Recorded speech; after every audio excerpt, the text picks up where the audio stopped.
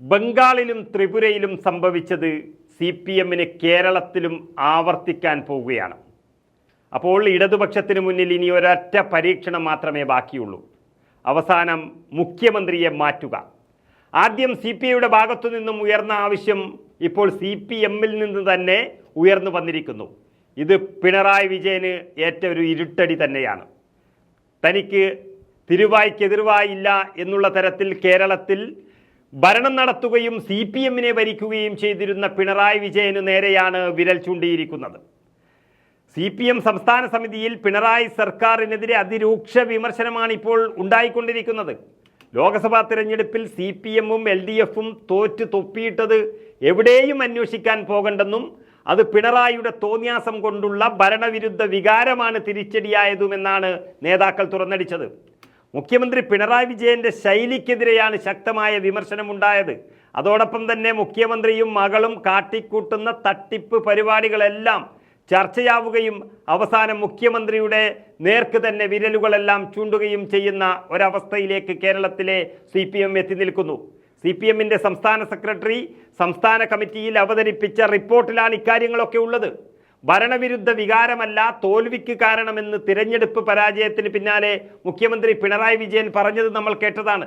എന്നാൽ മുഖ്യമന്ത്രിയും പാർട്ടിയും രണ്ട് തട്ടിലാണെന്ന് വ്യക്തമാക്കുന്ന പ്രതികരണങ്ങളാണ് ഇപ്പോൾ ഉണ്ടായിക്കൊണ്ടിരിക്കുന്നത്. ഭരണവിരുദ്ധ വികാരം തിരിച്ചടിയായി എന്നാണ് ഇപ്പോൾ മുതിർന്ന നേതാക്കളടക്കം സംസ്ഥാന സമിതിയിൽ ഇരുന്ന് പറഞ്ഞുകൊണ്ടിരിക്കുന്നത്. CPM-ഉം LDF-ഉം അഭിമാന നേട്ടമായി കണക്കാക്കിയിരുന്ന ക്ഷേമ പെൻഷൻ അതിൻ്റെ വിതരണം പാടെ മുടങ്ങിയിരിക്കുന്നു. 8 മാസത്തോളമായി കൊടുത്തിട്ടില്ല. കിറ്റ് പിന്നെ എവിടെയും കണ്ടിട്ടില്ല. വീണ്ടും ഒരു തെരഞ്ഞെടുപ്പ് ജയിക്കാനായി ഉണ്ടാക്കിയ ഒരു പരിപാടിയായി കിറ്റ് കൊടുക്കൽ മാറിയിരിക്കുന്നു. അതുപോലെ ക്ഷേമ പെൻഷനും മാറിയിരിക്കുന്നു. പല വീടുകളിലും വലിയ ഉപകാരപ്രദമായിരുന്ന ഈ ക്ഷേമ പെൻഷൻ അപ്പാടെ നിലച്ചതോടെ ജനങ്ങൾ ഒന്നടങ്കം പിണറായി വിജയന്റെ ഭരണത്തിനെതിരെ തിരിഞ്ഞു എന്നുള്ളതാണ് ഈ ലോക്സഭാ തെരഞ്ഞെടുപ്പിൽ കണ്ട തിരിച്ചടി. ഇതടക്കം LDF-ന്റെ തോൽവിക്ക് വലിയ ആക്കം കൂട്ടിയെന്നാണ് സംസ്ഥാന സമിതിയിൽ നേതാക്കൾ മുഖ്യമന്ത്രിക്കെതിരെ ആഞ്ഞടിക്കാൻ കാരണമായത്. ക്ഷേമ പ്രവർത്തനങ്ങൾ പ്രധാനമായും ക്ഷേമ പെൻഷനുകളെല്ലാം മുടങ്ങുന്നതിന് കാരണം കേന്ദ്ര സർക്കാരാണെന്ന് ഇവിടെ പറഞ്ഞുകൊണ്ടിരിക്കുന്നുണ്ടെങ്കിലും അത് പച്ചക്കള്ളമാണെന്ന് ജനങ്ങൾ ഇപ്പോഴും വിശ്വസിക്കുന്നു. അത് സത്യമാണെന്ന് ബോധ്യപ്പെടുത്താൻ പാർട്ടിക്ക് കഴിഞ്ഞിരുന്നുമില്ല. അതാണ് തോൽവിയുടെ ആഘാതം കൂട്ടിയത് എന്ന് വലിയ വിമർശനമാണ് ഉയർന്നത്. കാരണം പല മണ്ഡലങ്ങളിലും ഇടതു കോട്ടകൾ എന്നറിയപ്പെടുന്നിടത്ത് പോലും CPM-ൽ നിന്ന് വോട്ട് ചോർച്ചയുണ്ടാവുകയും BJPക്ക് അവിടെ നേട്ടമുണ്ടാക്കുകയും ചെയ്തിരിക്കുന്നു. കേഡർ വോട്ടുകൾ നഷ്ടപ്പെടുന്ന ഒരു സാഹചര്യത്തിലേക്ക് CPM മാറി.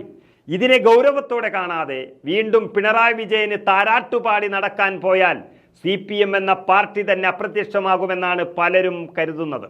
തെരഞ്ഞെടുപ്പ് വേളയിൽ ചില നേതാക്കൾ ഉത്തരവാദിത്തമില്ലാതെ നാക്കുപിഴയുണ്ടാക്കിയെന്നും അത് തിരിച്ചടിയായെന്നും ഈ സമിതി യോഗത്തിൽ വിലയിരുത്തപ്പെട്ടു. ഏതായാലും CPM-ന്റെ ആവശ്യം കൂടി പിണറായി വിജയന്റെ രാജിയാണെങ്കിൽ അദ്ദേഹം മുഖ്യമന്ത്രി പദത്തിൽ ഇനി അധിക കാലം ഉണ്ടാകില്ല എന്ന് തന്നെയാണ് വ്യക്തമാകുന്നത്.